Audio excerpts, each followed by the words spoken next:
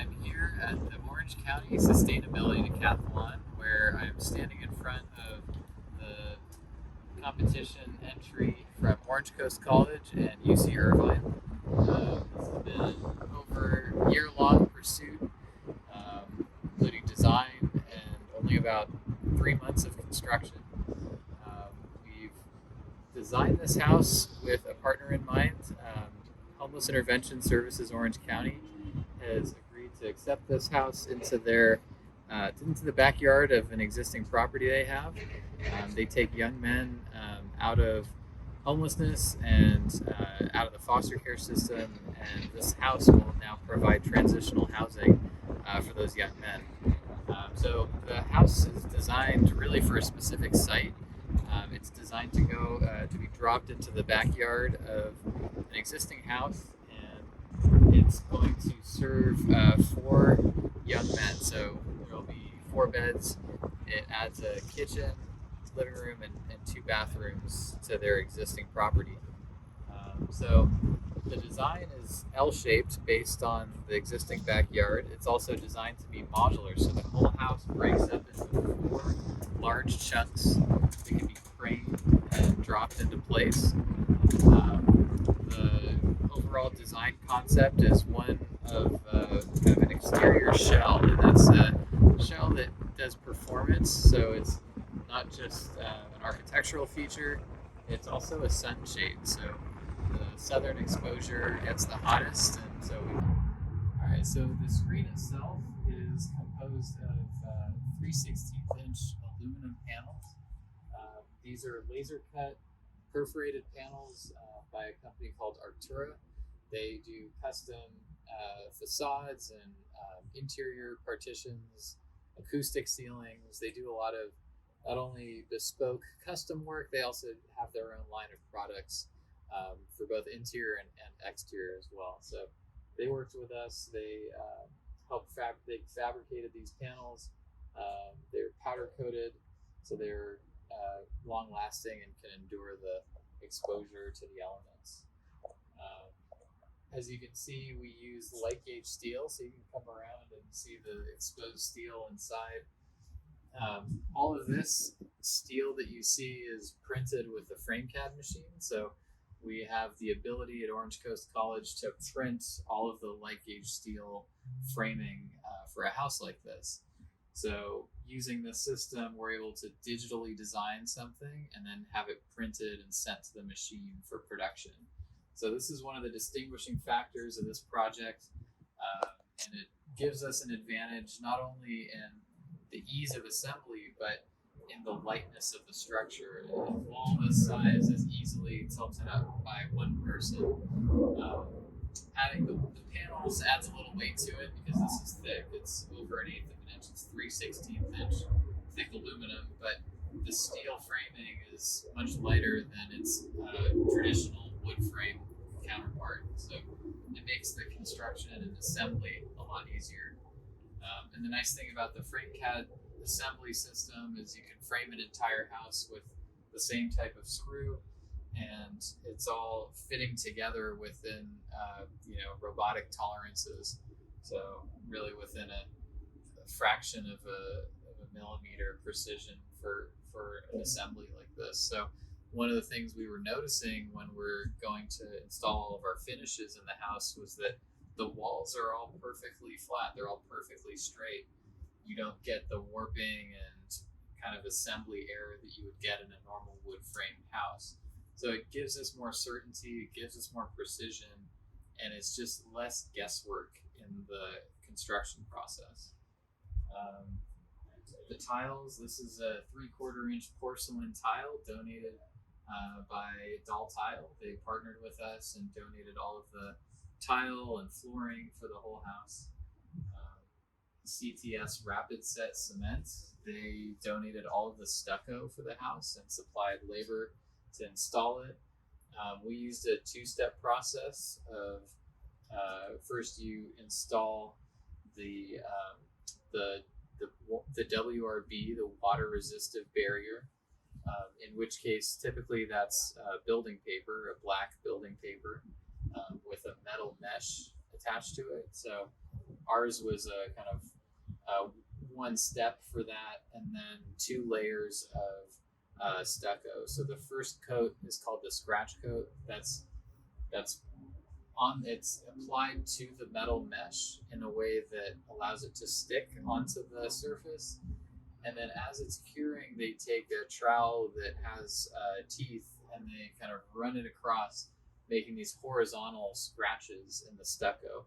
And the reason for that is so that the next layer that's applied will have something to adhere to. It'll stick to those grooves. So if you were just to apply 1 layer of stucco, there's the chance that it'll crack if you try to go too thick with it initially. So they apply 1 layer, allow it to cure, and that has, again, those kind of scratches in it, those grooves in it, that once that's cured, then you can apply the second coat. In our case, you can either apply 1 more or you could apply 2 after that. So you could go scratch coat, brown coat, and finish coat. That's the traditional 3-step stucco application.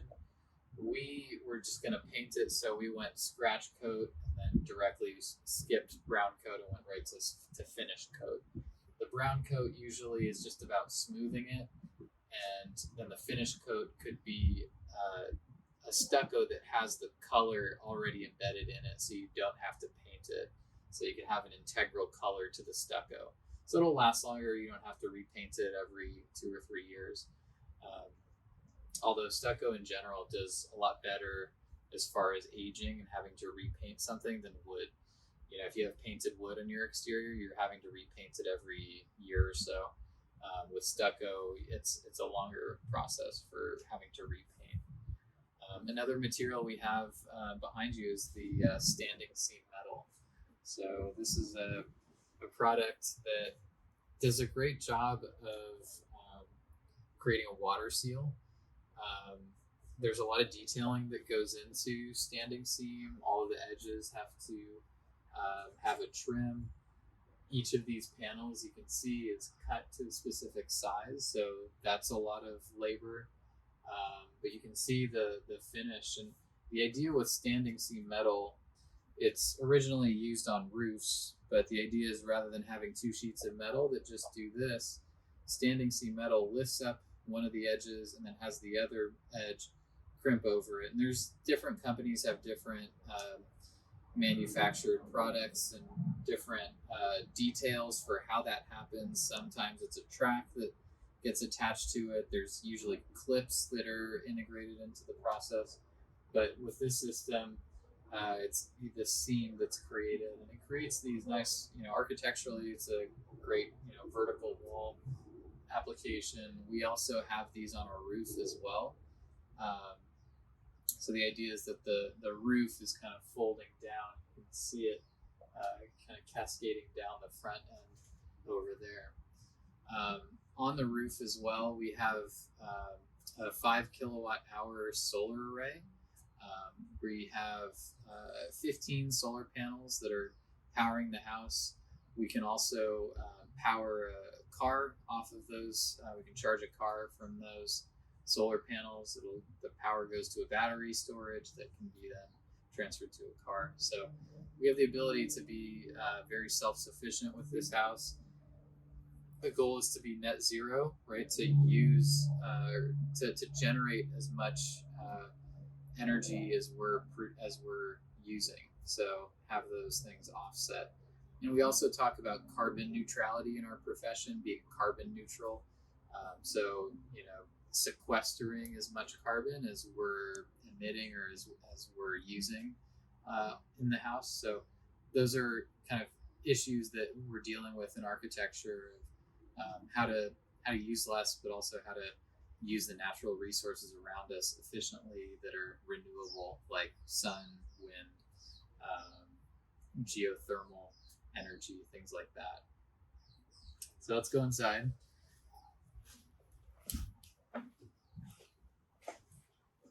So inside the house, we have a whole other series of sustainable features. All of the casework, all of the cabinets, these were donated from IKEA. They feature door panels that are made from recycled plastic, so recycled PET bottles. Um, they mix a plastic with a recycled wood component to create these door panels. We also worked with Doll Tile they donated all of the countertop. This is a quartz countertop. It's relatively sustainable. It isn't a natural stone, it is a man-made product, but very easy to work with. The flooring is also has some recycled contents in it. It's a vinyl flooring, but it also has a recyclable component to it. Like we said, the geometry of the roof is a butterfly roof, so you can see that it all kind of comes down to the seam of the building right here. And the reason for that is the butterfly roof can help collect rainwater. So we can collect rainwater. Again, the screen is shielding the southern exposure, so the geometry is designed with the occupants in mind, but also with the design intent. So it all works together. These aren't separate components of sustainability and architecture. These are all integrated into kind of one thing. Regarding the exposed beams that you see, we have a large span. So we wanted to create this space so that it didn't feel like it was a modular home. If we were to break this up at every 8 feet, the spaces would feel a lot smaller. So even though it's all frame CAD steel, the one time we're using wood is through this Paralam products, where these are parallel strands of lumber that are all glue laminated together. So scrap recycled wood all glued together to create these beams, which allow us to have this big open span in the house. So that allows us to create a bigger space and just a vaulted ceiling that makes the space feel really a lot bigger than it really is. So IKEA was very generous. They donated all of the cabinetry, all of the furniture that you see is all IKEA products in here. We have floor registers. You can actually see in the toe kick over here if you come around. Integrated floor registers supplying air to the room. So, and if you look underneath that toe kick right there, you'll see that's supply air for the room. So every space needs supply air and return. So the return is on the wall right there. So air is being supplied, air is being returned back into the system. Once it goes into the system, it's actually being filtered. So there's a HEPA filter in that wall. With a MERV rating, and it's going to filter out any of the particulates and any of the dust and bacteria, things like that can contaminate the air. We also have a fully smart home. So Panasonic donated a lot of the smart home features in the house. We have ERVs, which are energy recovery ventilators that you can see exposed in the ceiling here. And what they do is they allow us to be more efficient with heating and cooling, because yes, we need to integrate fresh air into the house. Let's say it's cold day, you want to keep the house warm, but we still need fresh air intake. So what we want to do is bring in that air, but it's going to be cold. So what do? We run it past the outgoing air that's warm, kind of preheating that cold air before we bring it into the house so that we don't have to heat more air. So it's a way of being efficient with the heat that we already have and getting the most out of it as we intake fresh air. So it's a way of being more efficient. And so you'll see those energy recovery ventilators throughout the house. Panasonic also donated a lot of sensors. So air quality monitoring happens here. There's little sensors for testing the air quality. There's USB ports as well. Little lights to add functionality here. You see some USB ports. So these are Panasonic widgets. So these have Wi-Fi control. So you can really integrate your entire smart home with these products. You can have a smart refrigerator. You can have outlets that are all controlled by an app on your phone, and they're all sensor based. So you can have them be occupancy sensor, motion sensor, so that they're not wasting energy when you're not home. So if you're that person that leaves lights on and doesn't turn things off, then this could be a good solution for that. So we'll continue walking through.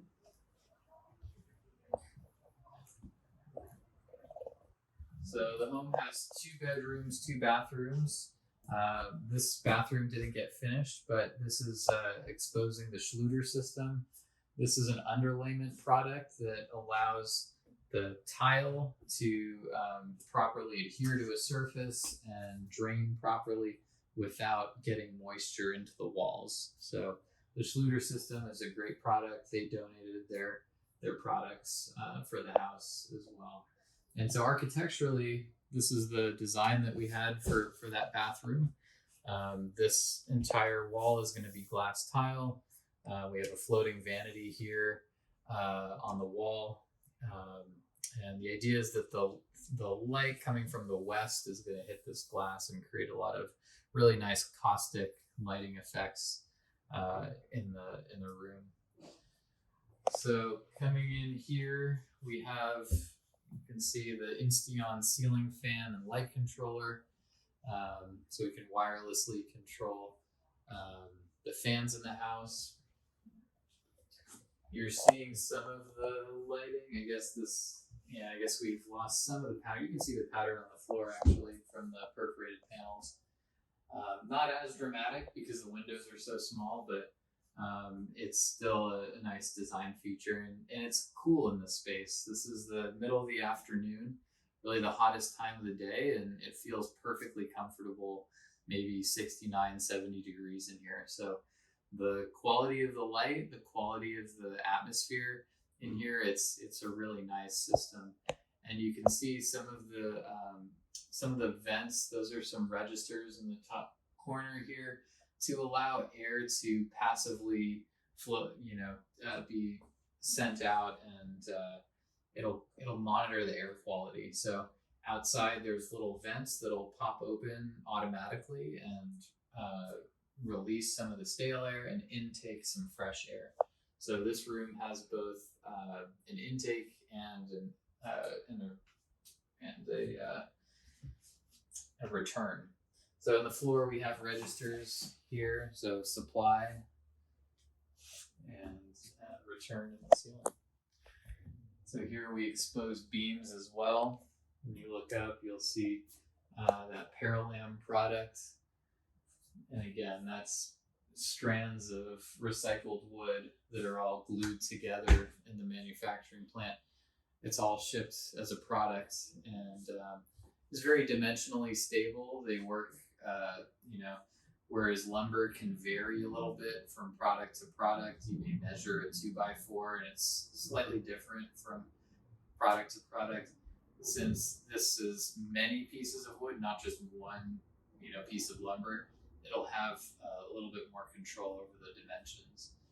So Simpson Strong Tie donated the metal brackets that you're seeing. So that's a beam hanger, that's supporting this entire beam. And so the loads of the roof are being taken by the beam, distributed down through the walls and then into the foundation. So structurally, we have to think about how the house is performing as well. It's not just an environmental decision. All right, let's keep going.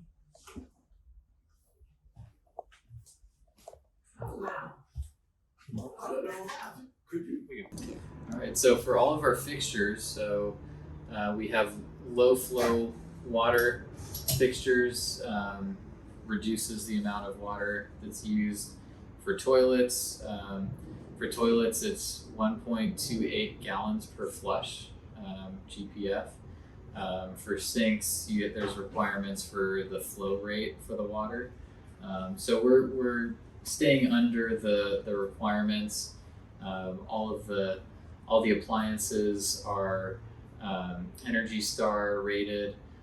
This is an induction stovetop, so rather than a traditional gas burner where you have flame that's heating the pot, or even an electric burner where you have electricity heating the pots, this is a little different. It actually uses electromagnetism to heat just the pots. So because it's metal, it conducts the heat into just the pot. So you could be running this, you could be cooking, put your hand on this, and it's not hot to the touch, but it's heating the pots only. So it's the most efficient cooktop right now for the home industry.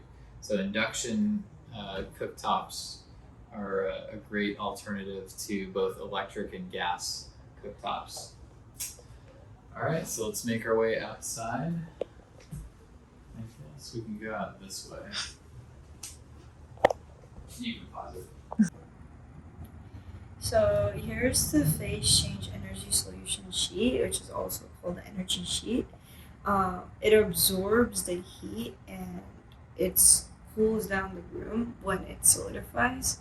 So during a hot day, it's gonna keep the room cold, and because of the jelly that is in this, it solidifies when it's cold, and then when it's hot, it melts down. So it keeps the room very well insulated.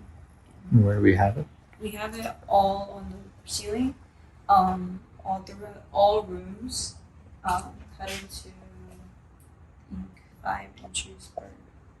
It goes across like this. Okay. Great. All right. So in the exterior of the house, we have this is a ADA accessible ramp. So ADA is the Americans with Disabilities Act, and it's meant to ensure that there's a level playing field for anyone with a disability or anyone who can be discriminated against for any reason.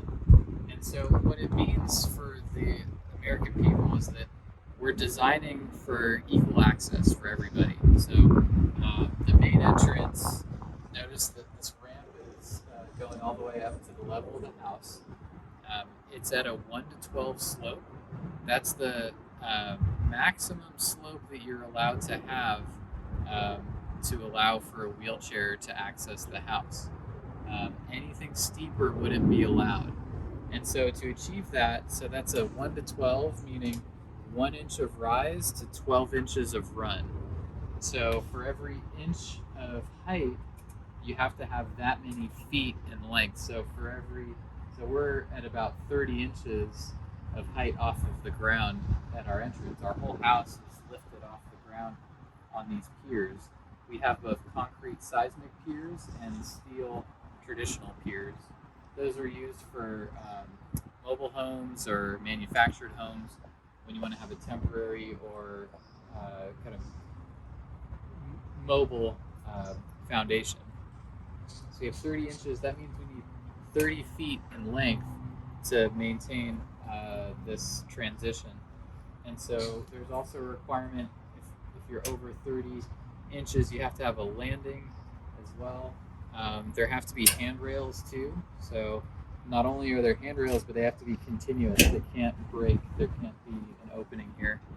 You'll also notice that this landing is a little wider. So even though the ramp itself is 48 inches, the landing has to be 60 inches. And the reason for that is so that a wheelchair can make a full turn. So you can have a wheelchair, you could draw that 5-foot radius for the circle, and that could be the turning radius for a wheelchair.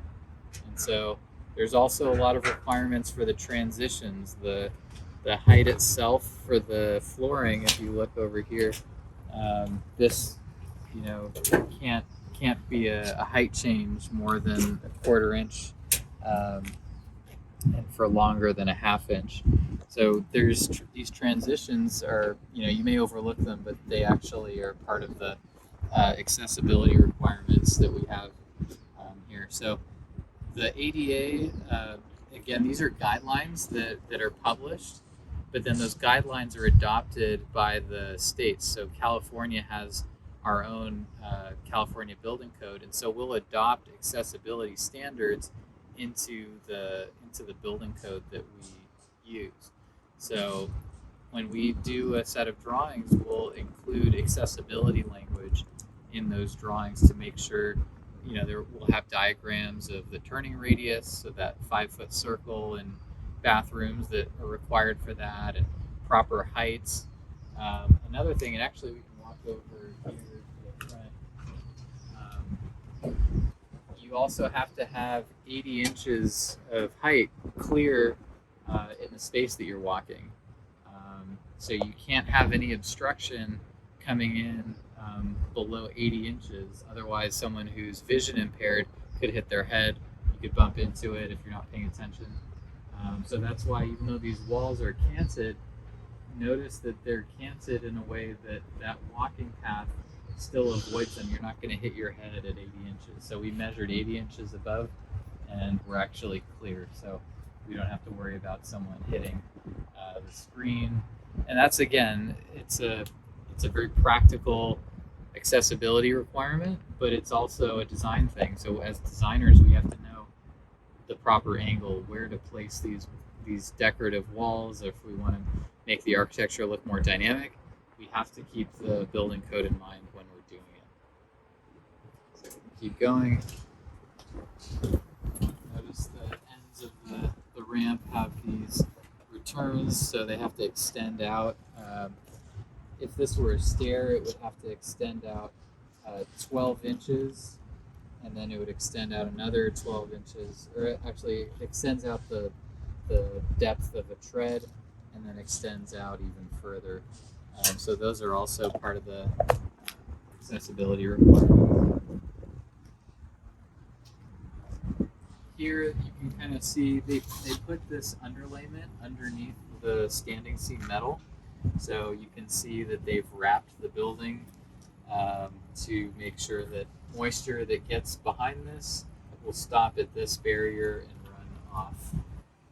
They didn't need to extend it all the way down. This is kind of hiding the sea channel beyond, but when they were installing it, they went all the way down. This is for rainwater collection. We would have a gutter with a downspout feeding this, so we could collect rainwater and reuse that as landscape irrigation, gray water to water the plants. This is our heat pump hot water heater. So most hot water heaters, they'll use gas, they'll be electric.